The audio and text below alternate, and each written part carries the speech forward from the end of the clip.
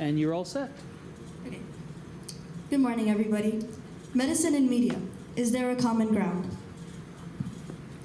In the past few decades, TV shows have grown to immense popularity due to the growing usage of mass media. So what makes them so popular and addicting?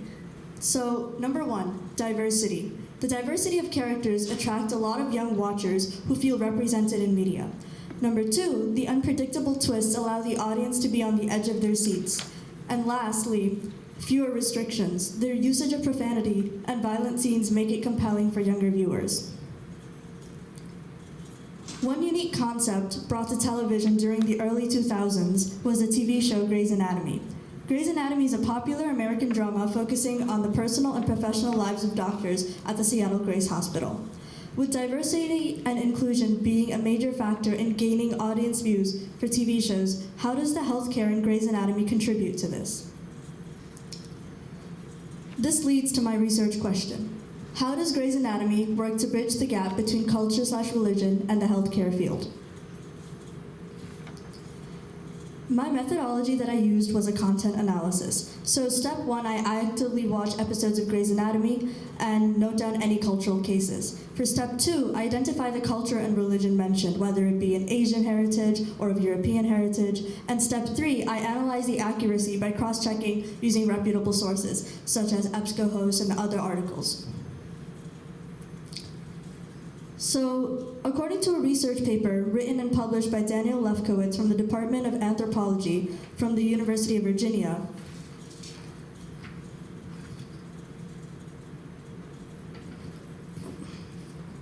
in Season 2, Episode 5, both Dr. Meredith Grey and Dr. Derek Shepard have a patient who practices the Hmong culture.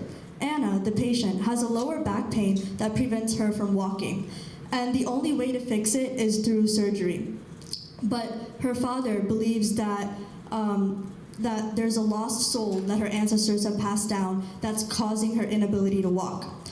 And he believes that there must be a spiritual ceremony that must be performed to get rid of this lost soul.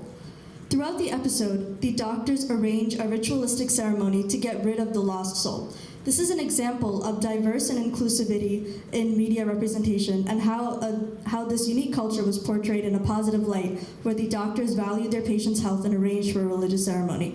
So in this caption, it says, "He says no, it's no." It shows that Anna, the patient, values what her father says, and that is something that they do as part of the Hmong culture. They value what their elders say. Similarly, in another episode, Season 9, Episode 13, we have a case of Jehovah's Witness. So the patient faces a multi-system organ failure, and blood transfusion is needed to treat this illness. But since he is a Jehovah's Witness, he believes that blood transfusion is misusing the gift of life from God. So what they do to arrange for the surgery is that they recircle their blood back to the patient during the surgery. Christina, the main surgeon, performs the surgery using this method. And this also portrays healthcare in a positive light by articulating their consideration towards other cultures. So after watching multiple seasons of Grey's Anatomy with over 50 medical cases specifically focusing on religion and culture, I've gathered these statistics. So less than 10% of all the culture mentioned is inaccurate, while over 90% of the culture is accurate. Less than 5% of religion mentioned is inaccurate, while over 95% is accurate. From the given data, we can conclude that the cultural aspect of this TV series was less accurate than the religious aspect. I also found that not all religions were covered. The series mainly focused on Christianity, Orthodox, Judaism, and Catholicism.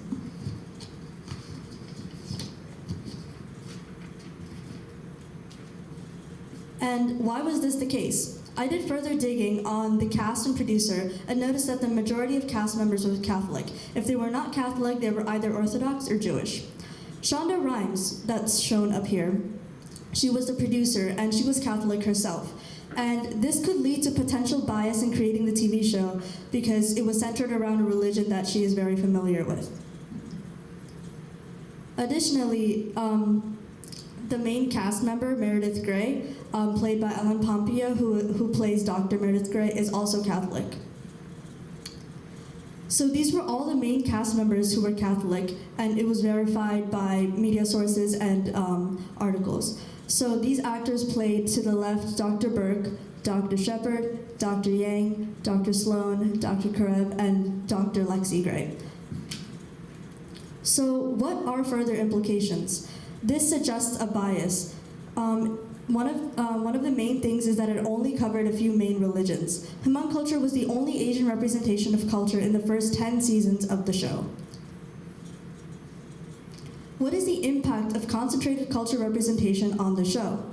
The viewers have significantly dropped over time, as you can see in this graph. In 2005, the show was off to a great start with 26.5 million viewers a year. As time progressed, the viewers significantly dropped and only became 3.9 million. As mentioned earlier, diversity and inclusion is a critical factor in increasing viewer ratings and audience size. Though Grey's Anatomy incorporates religious and cultural viewpoints as medical cases, they fail to include diversity. Various cultural cases and religious cases were mentioned in which doctors would spend their full effort respecting the patient and their needs. However, the variability in these cases were marginal, and the creators often stuck to one aspect of a particular culture and religion. The healthcare field, according to fictional media, is not entirely inclusive of all religions and cultures. If they are included, they're portrayed in a negative light.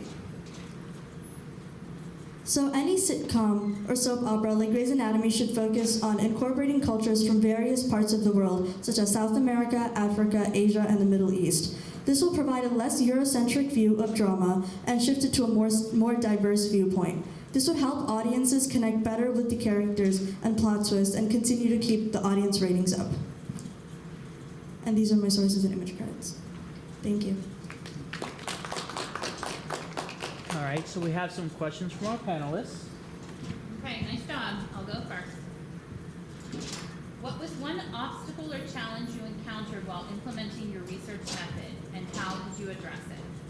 So one main obstacle that I faced was honestly just sitting there and watching I think I watched 14 to 15 seasons of Grey's Anatomy, and I wasn't someone that just watched this show and wanted to include this. I did watch a couple seasons, but in order to gather my data, I had to watch multiple seasons, so I have to sit there it's 40 minutes per episode, so I have to sit there and take notes on what I was looking for, what I wanted to see, and make sure I tallied everything up at the end.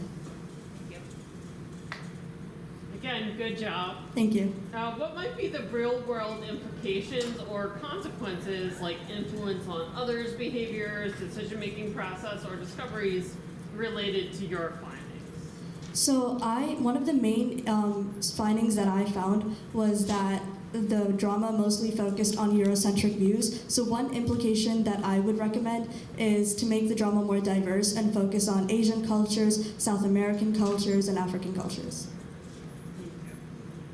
Okay. What unanticipated turn did you encounter as your research progressed? What were the reasons for this change in direction or focus? How did you modify your method or approach? So as I started the research process, I wasn't going to focus on media. Instead, I started focusing on alternative medicine. And something that I noticed is that alternative medicine was mainly focused in other parts of the world, not really America. And I was like, oh, why not America? So I started focusing on American media, so I can get a better chance of why that there was underrepresentation. And this was unexpected because I wasn't looking to focus in media initially throughout the process. Okay. Any questions from the panelists at all? I actually have a follow-up question. In doing all of your research, has it changed how you choose to watch television shows now, outside of Grey's Anatomy? Yeah, I think it definitely changed because there's also a similar TV show called Chicago Med, and it focuses on the medical life of doctors and nurses. And now that I'm looking at it, I see that that show is more diverse, and I started looking for a more diverse aspect of shows that I start to watch. Yeah. Okay. And any other questions from the audience at all? No? All right, thank you very much. Thank you.